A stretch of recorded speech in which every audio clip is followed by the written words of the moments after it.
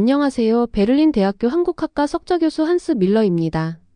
제가 오늘 여러분께 들려드릴 이야기는 제 인생을 완전히 바꿔놓은 한 나라와의 특별한 만남에 관한 것이에요. 1965년 17살이었던 저는 독일 함부르크의 부유한 가정에서 자라난 평범한 학생이었죠. 아버지는 루터교 선교사셨고 어머니는 대학에서 음악을 가르치시는 피아니스트셨어요. 저는 그저 클래식 음악과 축구를 좋아하는 평범한 독일 소년이었죠. 그러던 어느 날 아버지께서 저녁 식사 자리에서 뜻밖의 제안을 하셨어요. 한스, 이번 여름 나와 함께 한국에 가보지 않을래? 처음에는 그저 아버지의 선교 활동을 돕는 짧은 여행이 될 거라고만 생각했죠. 하지만 그 여행은 제 인생의 방향을 완전히 바꿔놓게 될 줄은 몰랐어요. 우리가 도착한 1965년의 서울은 제가 상상했던 것보다 훨씬 더 황폐한 모습이었어요. 전쟁의 상처가 채 아물지 않은 거리, 허름한 건물들, 먼지 날리는 비포장도로. 당시 독일도 전후 복구 중이었지만 한국의 상황은 그보다 훨씬 더 어려워 보였죠. 하지만 제 눈을 사로잡은 건 다른 것이었어요. 어느 날 저녁 좁은 골목길을 걷다가 우연히 들른 작은 서점에서의 일을 아직도 잊을 수 없어요. 희미한 백열등 아래에서 책을 읽고 있는 또래 학생들을 발견했죠. 그들이 보고 있던 책은 너무 많이 읽혀서 페이지가 너덜너덜했어요. 서점 주인께 여쭤보니 한 권의 책을 10명이 넘는 학생들이 돌려가며 읽는다고 하시더군요. 제가 자란 함부르크에서는 상상도 할 수 없는 광경이었어요. 당시 우리 집 서재에는 수백 권의 책이 있었고 저는 원하는 책을 마음껏 살 수 있었거든요.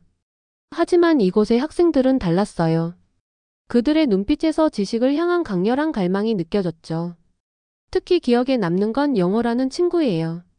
그는 매일 새벽 신문 배달을 하고 주말에는 공사장에서 일하면서도 의사가 되겠다는 꿈을 키우고 있었죠. 처음에는 그저 허황된 꿈이라고 생각했어요. 하지만 영호의 하루 일과를 지켜보면서 제 생각이 얼마나 편협했는지 깨달았죠. 새벽 4시 신문 배달을 마치고 도서관으로 향하는 영호를 따라가 본 적이 있어요. 그는 도서관이 문을 열 때까지 계단에 앉아 참고서를 보고 있었죠. 전기가 들어오지 않는 날이면 작은 촛불 하나에 의지해 공부했어요. 그의 교과서에는 빽빽하게 필기가 되어 있었고 모든 페이지가 반복해서 읽은 흔적으로 가득했죠. 제가 독일에서 가져온 의학 교과서를 영호에게 건넸을 때의 일도 잊을 수 없어요. 그의 눈이 어떻게 빛났는지, 얼마나 진심으로 감사했는지. 그 순간 저는 깨달았어요. 이런 열정이야말로 이 나라를 변화시킬 수 있는 진정한 힘이라는 것을요. 아버지의 선교 활동을 도우며 저는 더 많은 한국의 젊은이들을 만났어요. 좁은 고시원에서 공무원 시험을 준비하는 청년들, 시장 한 구석에서 영어 단어를 외우는 여고생들, 공장에서 일하면서도 야간 학교를 다니는 근로자들. 그들 모두의 눈빛에서 똑같은 열정이 느껴졌죠. 저는 점점 이 나라에 매료되어 갔어요. 표면적인 가난 뒤에 숨겨진 엄청난 잠재력이 보였거든요. 특히 인상 깊었던 것은 한국인들의 공동체 의식이었어요. 어려운 상황에서도 서로를 돕고 함께 공부하고 정보를 나누는 모습은 제게 큰 감동을 주었죠. 2주간의 여행이 끝나갈 무렵 저는 아버지께 부탁드렸어요. 아버지, 저 여기서 더 있고 싶어요. 아버지는 잠시 생각하시더니 미소를 지으시며 말씀하셨죠. 내가 그렇게 말할 줄 알았단다. 그렇게 저는 독일로 돌아가는 대신 서울의 한 고등학교에서 1년간 교환학생으로 지내게 됐어요. 그 1년은 제 인생에서 가장 특별한 시간이었어요. 한국어를 배우고 한국의 문화를 이해하고 무엇보다 한국인들의 끝없는 가능성을 목격했죠. 영호는 정말로 의대에 합격했고 제가 만난 많은 친구들이 자신의 꿈을 향해 한 걸음씩 나아가고 있었어요. 50년이 지난 지금 제가 처음 만났던 그 친구들은 각자의 분야에서 성공을 이뤘어요. 영호는 서울의 유명한 병원장이 됐고 야간 학교를 다니던 근로자는 대기업 임원이 됐죠. 그들의 성공 스토리는 제가 쓴 한국의 기적 불가능을 가능으로 만든 나라라는 책의 중요한 부분을 차지하고 있어요. 지금도 한국을 방문할 때마면 그때의 기억이 새록새록 떠올라요. 세계 최고층 빌딩들이 늘어선 강남의 화려한 거리를 걸으면서도 저는 가끔 그 허름했던 서점과 희미한 불빛 아래서 공부하던 학생들을 떠올리곤 하죠. 그들의 눈빛 속에서 본 미래가 바로 오늘날의 대한민국이었던 거예요. 그렇게 저는 독일로 돌아와 베를린 대학교에서 역사학을 공부하기 시작했어요. 특히 구텐베르크와 인쇄술의 역사를 전공하게 됐죠. 당시만 해도 구텐베르크를 유럽 인쇄술의 시초로만 알고 있었어요. 하지만 우연히 접한 한 고문서가 제 인생의 방향을 또 한 번 바꿔놓게 될 줄은 몰랐죠. 베를린 국립도서관에 먼지 쌓인 서고에서 우연히 발견한 15세기 상인의 일기장이었어요. 그 일기에는 실크로드를 통해 들어온 동방의 신비한 인쇄술에 대한 기록이 있었죠. 처음에는 단순한 여행자의 과장된 기록이라고 생각했어요. 하지만 더 깊이 연구할수록 놀라운 사실들이 하나둘씩 드러나기 시작했죠. 특히 충격적이었던 건 금속 활자의 제작 방식이었어요. 구텐베르크가 사용한 금속 활자의 합금 비율이 조선의 금속 활자와 거의 일치했거든요. 납 75%, 주석 15%, 구리 10%의 비율은 우연의 일치라고 하기엔 너무나 정확했죠. 더구나 활자를 주조하는 방식도 매우 유사했어요. 이 발견은 제 박사 논문의 주제가 됐어요. 구텐베르크 이전의 동아시아 금속 활자 실크로드를 통한 인쇄술의 전파라는 제목으로 말이죠. 논문을 쓰는 과정에서 저는 한국을 여러 차례 방문하게 됐어요. 청주의 고인쇄 박물관에서 직지심체유절의 실물을 처음 봤을 때의 감동은 아직도 생생해요. 1377년 청주 흥덕사에서 인쇄된 직지심체유절은 구텐베르크의 42행 성경보다 78년이나 앞섰어요. 더 놀라운 건 직지보다 더 오래된 금속 활자본인 상정고급 예문이 1234년에 이미 있었다는 기록이에요. 이는 유럽보다 200년 이상 앞선 기술이었죠. 제 연구는 학계에 적잖은 파장을 일으켰어요. 일부 유럽 학자들은 격렬하게 반발했죠. 유럽 문명의 자존심을 훼손한다며 비난하기도 했어요. 하지만 점점 더 많은 증거들이 발견됐어요. 특히 마르코 폴로의 여행기에서 발견된 기록은 결정적이었죠. 그는 동방의 금속 활자 기술을 상세히 기록해 두었더군요. 재미있는 건 제가 한국의 금속 활자를 연구하면서 현대 한국의 기술력도 이해하게 됐다는 거예요. 금속의 정확한 배합, 섬세한 주조 기술, 효율적인 대량 생산 방식. 이런 것들이 현대 한국의 반도체 산업이나 디스플레이 기술의 근간이 되었다는 걸 알게 됐죠. 예를 들어 삼성전자의 반도체 생산 공정을 견학할 기회가 있었는데요. 그곳에서 본 나노급 회로의 정교함은 마치 600년 전 금속 활자의 정밀함을 보는 것 같았어요. 금속의 순도를 정확히 맞추고 미세한 오차도 허용하지 않는 장인 정신은 그대로 이어져 있었죠. 특히 인상 깊었던 건 현대 한국의 기술자들이 보여주는 자부심이에요. 그들은 자신들의 기술이 단순히 현대에 시작된 것이 아니라 수백 년의 역사를 가진 한국의 기술 DNA에서 비롯됐다는 걸 잘 알고 있었어요. 젊은 엔지니어들조차 직지심체유절과 금속 활자의 역사를 술술 꿰고 있더군요. 제 아들 토마스가 얼마 전에 재미있는 질문을 했어요. 아빠, 왜 한국은 반도체와 디스플레이에서 세계 최고가 된 거예요? 저는 이렇게 대답했죠. 그건 마치 독일이 자동차 산업에서 강한 것과 같단다. 우리가 정밀기계 기술의 전통을 가진 것처럼 한국은 정밀 금속 가공의 전통을 가지고 있거든. 금속 활자에 대한 제 연구는 지금도 계속되고 있어요. 최근에는 구텐베르크와 한국의 금속 활자를 3D 프린팅으로 재현하는 프로젝트를 진행하고 있죠. 이 과정에서 더욱 놀라운 사실들이 발견되고 있어요. 예를 들어 조선시대 금속 활자의 표면 처리 기술이 현대의 나노 코팅 기술과 매우 유사한 원리를 가지고 있다는 걸 알게 됐죠. 가끔 사람들이 묻습니다. 왜 독일 교수가 한국의 금속 활자에 그토록 집착하느냐고요. 저는 이렇게 답해요. 이건 단순한 학문적 호기심이 아니에요. 한 문명이 다른 문명에 영향을 주고 그것이 다시 현대의 기술 발전으로 이어지는 과정을 보는 것은 경이로운 일이니까요. 실제로 현대 한국의 기술 발전을 보면 과거의 장인 정신이 그대로 이어지고 있음을 알 수 있어요. 반도체 공정의 정교함, OLED 디스플레이의 색감 표현, 배터리 기술의 안정성. 이 모든 것들이 금속 활자 시대부터 이어져 온 장인 정신의 현대적 구현이라고 볼 수 있죠. 최근에는 독일의 공가대학들과 한국의 기업들이 공동 연구를 시작했어요. 특히 정밀 가공기술 분야에서 양국의 협력이 활발해지고 있죠. 우리가 처음 시작한 금속 활자 연구가 이렇게 현대적인 기술 교류로 이어질 줄은 몰랐어요. 정말 가슴 벅찬 일이에요. 그리고 지금 제가 그토록 사랑하는 두 나라의 기술이 만나 새로운 혁신을 만들어내고 있어요. 마치 600년 전 실크로드를 통해 동양의 금속 활자가 서양의 인쇄술과 만나 르네상스를 일으켰던 것처럼 말이죠. 역사는 때때로 우리가 상상하지 못했던 방식으로 반복되는 것 같아요. 제가 한글을 처음 접한 건 베를린 대학교 도서관에서였어요. 언어학 박사과정을 준비하면서 우연히 발견한 훈민정음 해리본의 영인본이었죠. 그때만 해도 이 문자가 제 인생을 완전히 뒤바꿔 놓을 줄은 몰랐어요. 처음 본 한글은 마치 퍼즐 조각 같았어요. 기초적인 모양들이 조합되어 다양한 글자를 만들어내는 모습이 수학 공식처럼 체계적이었죠. 독일어를 포함한 로마자 알파벳은 각 글자의 모양이 서로 연관성이 없는데 한글은 마치 설계도면처럼 모든 글자가 논리적으로 연결되어 있었어요. 특히 놀라웠던 건 자음의 제작 원리였어요. 발음기관의 모양을 본떠 만들었다는 설명을 읽었을 때는 정말 충격이었죠. 기역이 혀가 목구멍을 막는 모양을, 니은이 혀가 위진몸에 닿는 모양을 본뜬 것이라니. 이건 단순한 문자 창제가 아니라 음성학적 연구의 결정체였어요. 제 지도 교수님이셨던 마이어 교수님은 처음에 제 한글 연구를 못마땅해 하셨어요. 왜 하필 동양의 작은 나라 문자를 연구하느냐며 말씀하셨죠.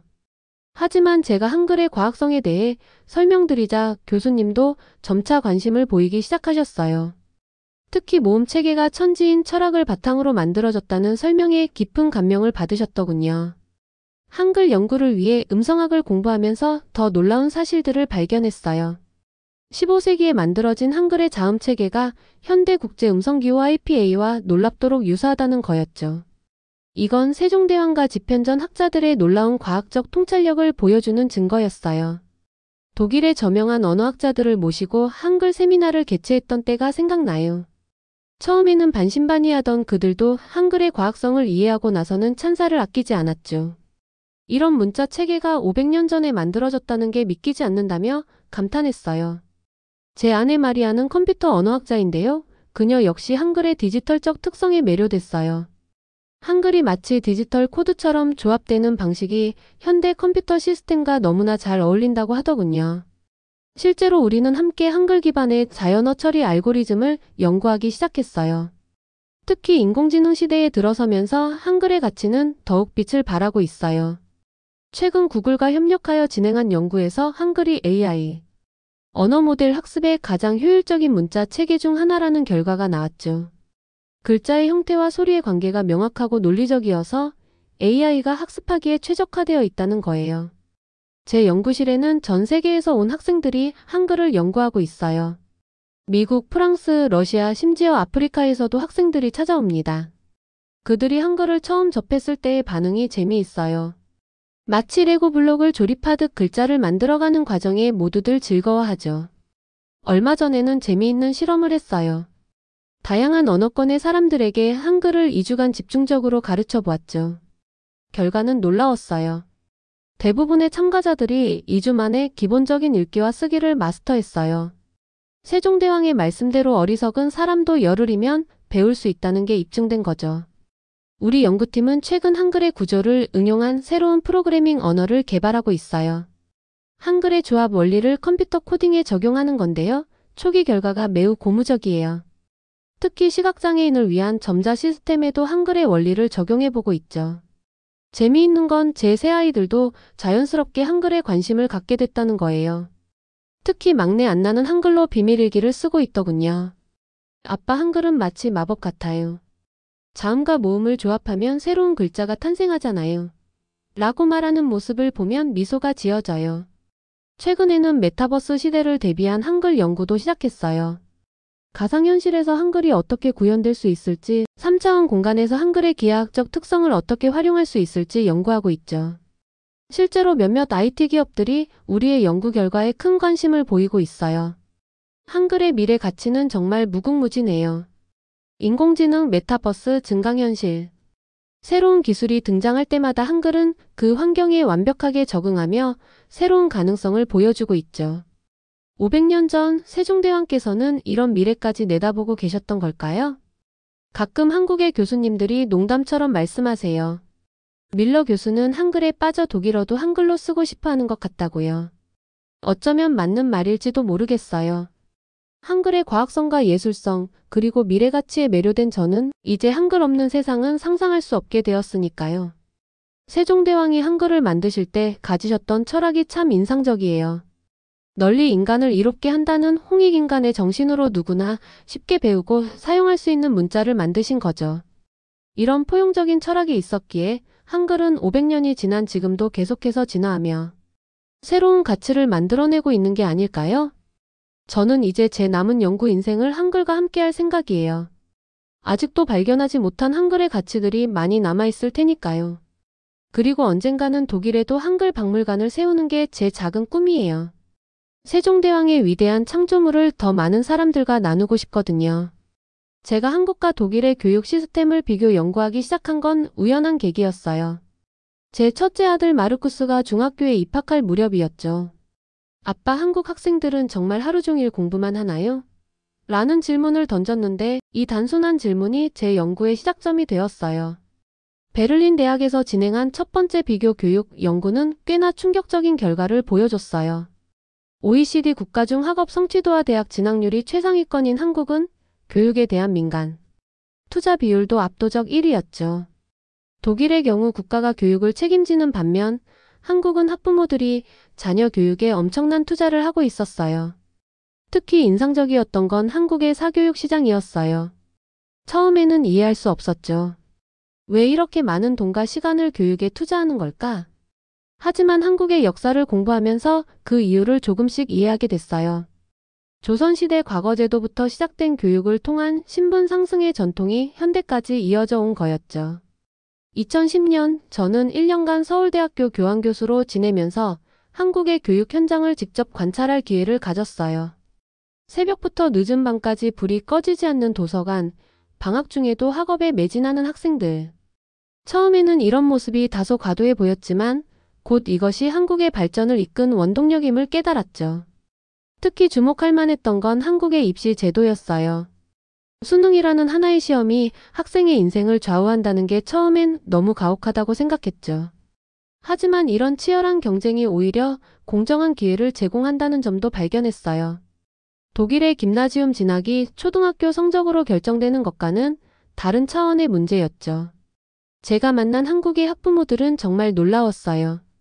자녀 교육을 위해서라면 어떤 희생도 마다하지 않는 모습이었죠. 독일 부모들은 자녀가 원하는 걸 하게 두면 된다고 생각하는데 한국 부모들은 왜 이렇게 교육에 열심이신가요? 라고 여쭤봤더니 한 어머님이 이렇게 답하시더군요. 우리가 겪은 가난을 우리 아이들은 겪지 않았으면 해서요. 한국의 교육열은 단순한 입시 경쟁을 넘어서는 것이었어요. 평생 교육에 대한 열정도 대단했죠. 퇴근 후 영어학원에 다니는 직장인들, 주말마다 컴퓨터 강좌를 듣는 어르신들. 배움에는 나이가 없다는 말을 몸소 실천하고 계셨어요. 2015년 우리 연구팀은 흥미로운 프로젝트를 시작했어요. 한국과 독일의 고등학생 100명씩을 선발해서 일주일간 서로의 학교를 방문하게 한 거죠. 결과는 매우 흥미로웠어요. 독일 학생들은 한국의 높은 학업 성취도에 놀랐고 한국 학생들은 독일의 자유로운 토론 문화에 감명을 받았죠. 특히 인상적이었던 건 디지털 교육 분야였어요. 한국은 이미 2000년대 초반부터 모든 교실에 무선 인터넷을 설치하고 디지털 교과서를 도입하기 시작했죠. 코로나19가 발생했을 때도 한국은 가장 빠르게 온라인 수업 체제로 전환할 수 있었어요. 이건 분명 한국의 교육 시스템이 가진 큰 장점이었죠. 제 연구실에서는 현재 미래 교육 모델이라는 프로젝트를 진행하고 있어요. 한국과 독일의 장점을 결합한 새로운 교육 시스템을 만들어 보자는 거죠. 한국의 높은 학업 성취도와 디지털 기술, 독일의 직업교육과 토론 문화를 접목하는 거예요. 얼마 전에는 재미있는 실험을 했어요. 한국의 수학교육 방식을 독일 학교에 도입해 본 거죠. 처음에는 많은 우려가 있었지만 결과는 놀라웠어요. 문제 해결력과 논리적 사고력이 크게 향상됐거든요. 반대로 한국 학교에는 독일식 프로젝트 수업을 도입해 봤는데 학생들의 창의성과 자기주도적 학습 능력이 높아졌어요. 특히 인상적인 건 한국의 방과 후 학교 시스템이에요. 독일에서는 대부분의 학교가 오후 1시면 끝나는데 한국은 다양한 방과 후 프로그램을 통해 학생들의 재능을 개발하고 있었죠. 이건 맞벌이 가정이 많은 현대 사회에 아주 적합한 시스템이라고 생각해요. 최근에는 한국의 영재 교육에도 관심을 갖게 됐어요. 과학고등학교나 영재학교 같은 특수목적 학교들이 어떻게 세계적 수준의 인재들을 배출하는지 연구하고 있죠. 실제로 이런 학교 출신들이 세계 유수의 대학과 기업에서 핵심 인재로 활약하는 걸 보면 정말 놀랍죠. 교육의 미래는 어떻게 될까요? 저는 한국과 독일이 서로의 장점을 배우면서 더 나은 교육 시스템을 만들어갈 수 있다고 믿어요. 한국의 교육열과 독일의 여유로움이 조화를 이루는 날이 온다면 그게 바로 이상적인 교육의 모습이 아닐까요? 제 막내딸 안나가 얼마 전에 이런 말을 했어요. 아빠, 저는 한국처럼 열심히 공부하면서도 독일처럼 자유롭게 생각하고 싶어요. 이 말이 바로 우리가 추구해야 할 미래 교육의 방향을 보여주는 것 같아요. 교육은 한 나라의 미래를 결정짓는 가장 중요한 요소예요.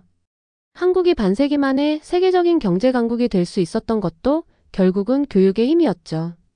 앞으로도 저는 양국의 교육 시스템을 연구하면서 더 나은 미래를 만들어가는 데 기여하고 싶어요. 특히 4차 산업혁명 시대를 맞아 교육의 중요성은 더욱 커지고 있어요. AI와 빅데이터가 일상이 된 시대에 어떤 교육이 필요할까요? 이 질문에 대한 답을 찾기 위해 저는 계속해서 연구를 이어가고 있답니다. 현재 베를린 대학교 총장으로서 저는 매일 아침 제 사무실 창문을 통해 캠퍼스를 바라보며 깊은 감회에 젖어들곤 해요. 특히 한국에서 온 교환학생들이 도서관으로 향하는 모습을 보면서 50년 전 제가 처음 한국을 방문했을 때가 떠오르곤 하죠. 요즘 우리 대학에는 전례 없이 많은 한국 학생들이 찾아오고 있어요. 흥미로운 건 그들이 단순히 독일어나 공학을 배우러 오는 게 아니라는 거예요. AI, 바이오테크놀로지, 신재생 에너지 등 미래 산업 분야에서 한국과의 협력을 모색하는 학생들이 많아졌죠. 제 세 자녀들도 모두 한국학을 전공했어요. 처음에는 반대했죠. 왜 하필 한국학이냐고 물었던 기억이 나요. 하지만 지금은 그들의 선택이 얼마나 현명했는지 깨닫고 있어요. 첫째 마르쿠스는 현재 베를린의 한국문화원장이고 둘째 한나는 삼성전자 독일 지사의 임원이에요. 막내 소피아는 한국의 스타트업 생태계를 연구하는 박사과정 학생이죠. 특히 인상적인 건 유럽연합이 한국을 바라보는 시선의 변화예요. 과거에는 단순히 아시아의 경제 강국 정도로만 여겼다면 이제는 문화와 기술의 융합을 선도하는 롤모델로 보고 있죠. 실제로 EU 집행위원회는 최근 한국식 디지털 전환 연구 프로젝트를 시작했어요. 제가 최근에 흥미로운 설문조사를 진행했어요. 유럽의 주요 대학 총장들을 대상으로 미래에 가장 주목해야 할 나라를 물어봤죠. 놀랍게도 한국이 중국과 일본을 제치고 1위를 차지했어요. 그들이 꼽은 한국의 강점은 크게 세 가지였어요. 첫째는 문화적 소프트 파워였어요. K-팝과 K-드라마를 시작으로 이제는 한국의 라이프 스타일 전반이 전 세계 젊은이들에게 영향을 미치고 있죠. 우리 막내딸 소피아도 서울에서 공부하면서 한국의 카페 문화, 패션, 뷰티 산업에 완전히 매료되었다고 하더군요. 둘째는 기술 혁신 능력이에요. 특히 전기차 배터리, 수소 에너지, 바이오헬스 분야에서 한국 기업들의 성장세가 무서울 정도라고들 해요. 실제로 독일의 자동차 업체들이 한국 배터리 기업들과의 협력을 서두르고 있죠. 셋째는 교육 시스템이에요. 한국의 높은 교육열이 때론 과도해 보일 수도 있지만 4차 산업혁명 시대에 필요한 인재를 가장 빠르게 양성할 수 있는 시스템이라는 평가를 받고 있어요. 최근에는 재미있는 현상이 하나 더 생겼어요. 독일의 스타트업들이 한국식 빨리빨리 문화를 배우려 한다는 거예요. 독일의 완벽주의적인 기업 문화가 때로는 발목을 잡는다는 걸 깨달은 거죠. 실제로 베를린의 한 스타트업 육성센터는 한국의 창업가들을 멘토로 초빙하기 시작했어요. 제 연구실에서는 2030 한국의 미래 지도 프로젝트를 진행하고 있어요. 인공지능을 활용해서 한국의 발전 방향을 예측하는 건데요. 결과가 흥미롭더군요. 2030년경이면 한국이 문화 수출액에서 미국을 추월할 것으로 나타났어요. 기술 특허 출원 건수도 인구 대비로는 세계 1위를 기록할 거라고 해요. 물론 과제도 있어요.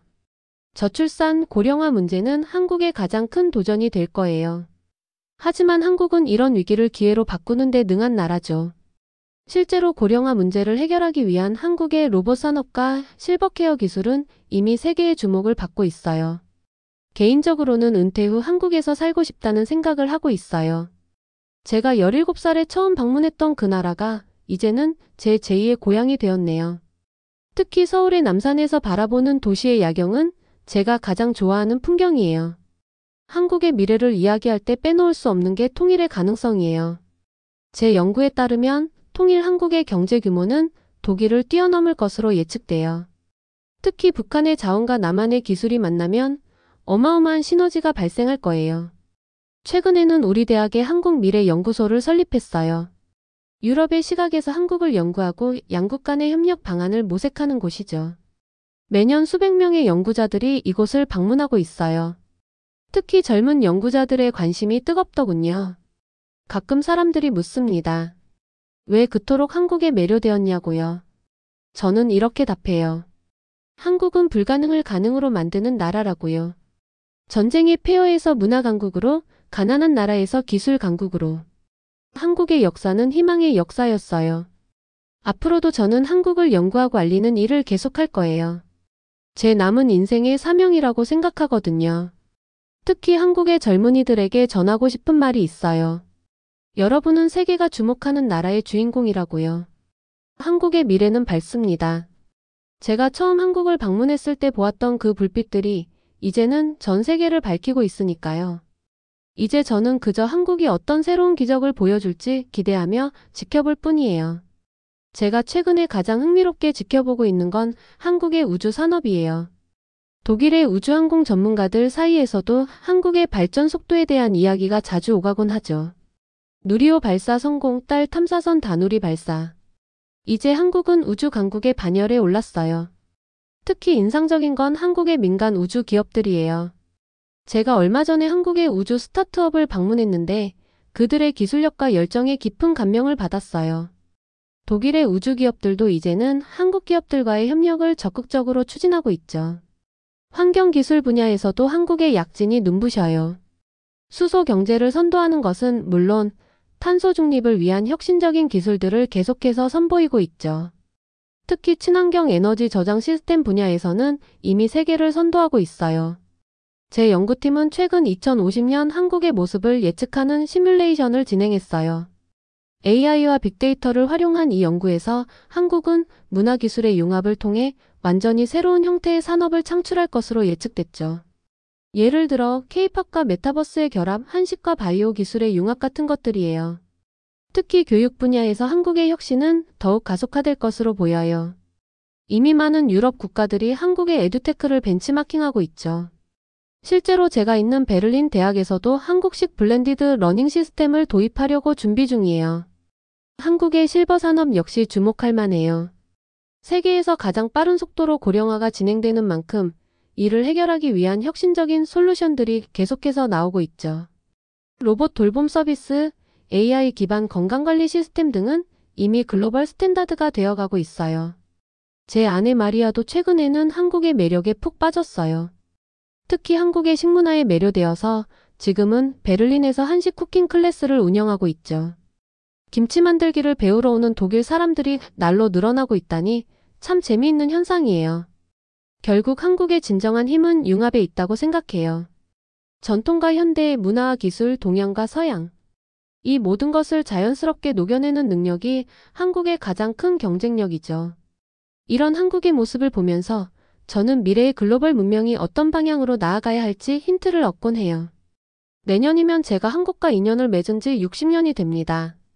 그동안 한국은 제게 스승이자 친구였고 때로는 연구 대상이었죠. 앞으로도 저는 한국의 미래를 연구하고 기록하는 일을 계속할 거예요. 그것이 제가 사랑하는 이 나라에 보답하는 길이라고 생각하거든요. 지금까지의 사연 어떻게 들으셨나요? 다음에 더 재밌는 사연으로 돌아올게요. 감사합니다.